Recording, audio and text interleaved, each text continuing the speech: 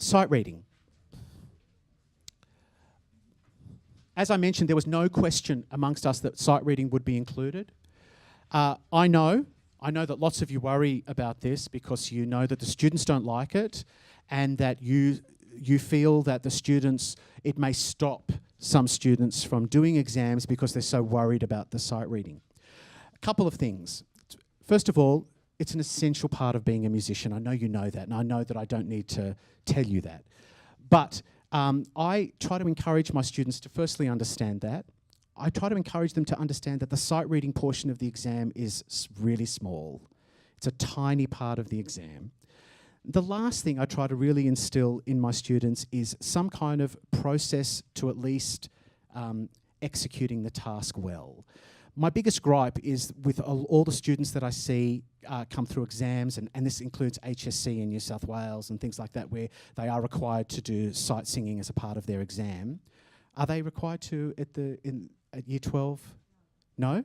Okay, it's a compulsory part of the New South Wales exam.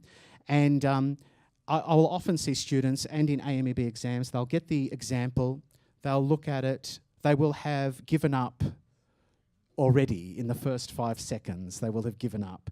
So there's no procedure for how you might go about succeeding at the task. With my students, they read as soon as they come into the room. It's the very first thing we do in the room. It takes 2 minutes. They'll read an exercise, we'll move on. We do it every week. My students know that. It's never discussed whether they like it or they don't like it. It just is what we do, and they expect that we're going to do that. But I'll spend the first, when I have a new student, I'll spend a good amount of time explaining to them the process that I want them to go through, and about at least setting yourself up to succeed in those, because you get that minute's worth of time. I'll get them to look at the exercise, see what key it's in, put it away. The examiner or teacher or whoever will give the chord and the starting note. They'll spend 15 seconds or so setting themselves up in the key, and our exercises all sit within a good tonal centre.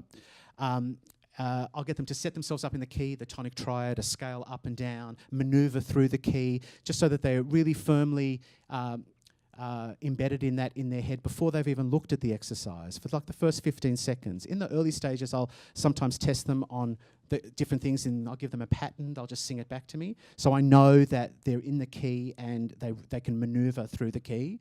Then I'll let them look at the exercise, and I'll spend the next sort of 45 seconds looking through the exercise, and 9 times out of 10 they will succeed much more if they've done good prep prior to actually launching into the exercise.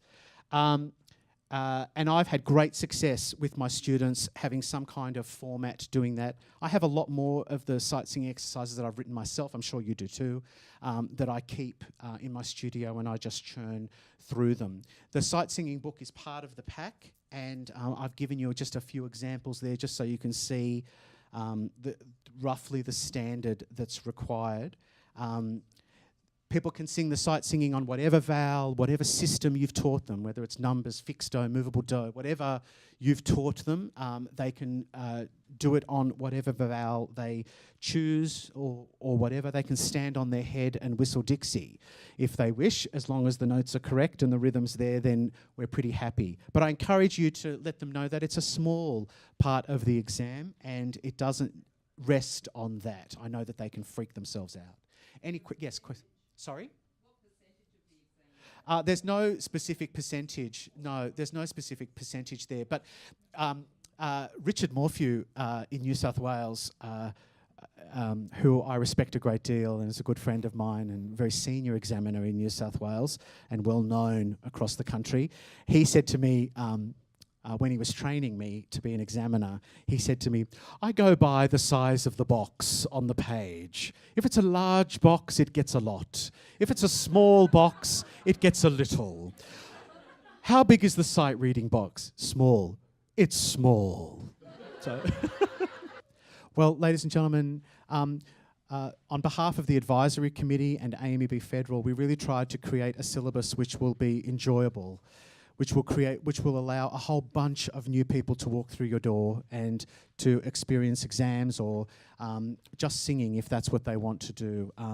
I hope that you found today useful and I hope that the syllabus does great things for musical theatre and across the whole country. It was a joy for me to put together, the hardest thing I've ever done, but an absolute joy, and I'm really delighted with the final product. You've been incredibly patient today. Thank you so much. I'll stick around for a spell if you have any questions that you're too embarrassed to ask in front of everybody else. But thank you very much today. Thank you.